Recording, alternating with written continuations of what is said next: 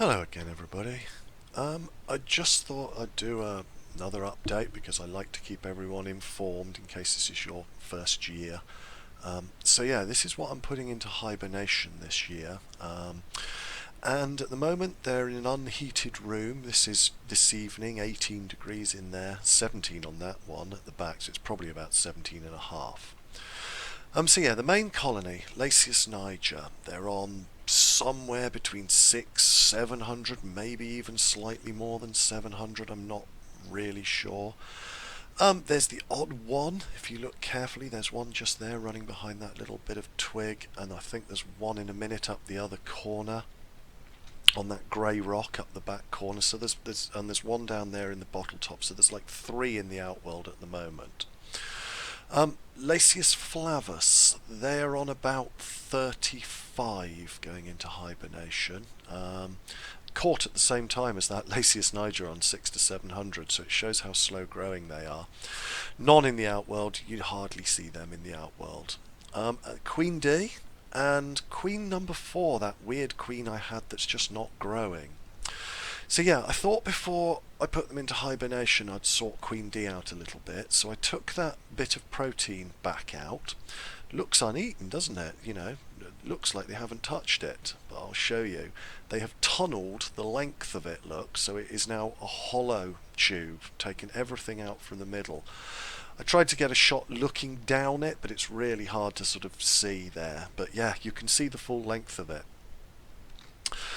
So yeah, this is the state they're in. 8 workers, so one more, all stuffed up on sugar, and a bucket load of larvae. I mean, a lot of those eggs that we'd seen in previous videos that were where she had a lot of eggs, a lot of those have come out and are now larvae. I think from the sort of signs I can see here, there's individual eggs around, not little sort of, a cluster of them. So I think they are actually feeding some of these remaining eggs to those larvae, but that might be why she laid so many. Maybe she, they'd planned it that they wouldn't find any protein, and the protein's just given them an extra boost. I can see that a lot of the larvae have actually got dark centres now, so yeah, you can see the protein in them. And I tried vaguely to count the larvae, and I think there's at least 20 in there. Which means, yeah, when they come out of hibernation, they're going to have 20 pupa. Pretty much within the first week, and then by the end of March I expect this colony to be on about 28 to 30 workers.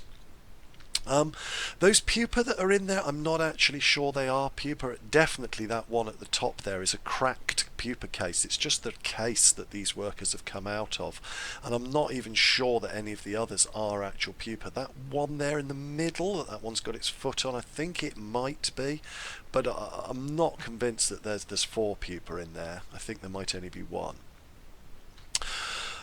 So yeah, what I thought, because I want to make sure that they go into hibernation because they're so new as best they can. I gave them a little bit more sugar just to make sure that they've got enough. And the reaction, actually, as you're about to see, is we're not interested. We've got enough. I mean, they smelt it immediately, and the queen went charging straight down there, and I thought, oh, okay then, yeah, they did need some sugar. But as you'll see, she charges up to the sugar, smells that's what it is, thinks, no, I don't need any of that at the right at this moment, and I'm going back to the brood, thank you very much.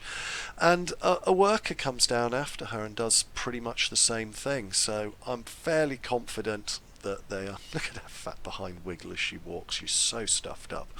Yeah, I'm fairly confident that they are fully stuffed on sugar. Those larvae are nicely fed. I'm going to put them through the normal hibernation process. I'm not even going to delay them a week. So I thought I'd end my video today, a final little thing about what I do over the winter when you haven't got any ants to keep. And I'll tell you what I do, is I spend my life looking around for stuff like this. I found this the other day, and immediately I'm constantly thinking about the outworld for next year. I'm going to have a new design, a new decoration in the outworld. And because I'll disconnect the outworlds, I'll clean them all out, wash everything, redesign it for next year. So that's what I spend my winter doing, looking for twigs and rocks.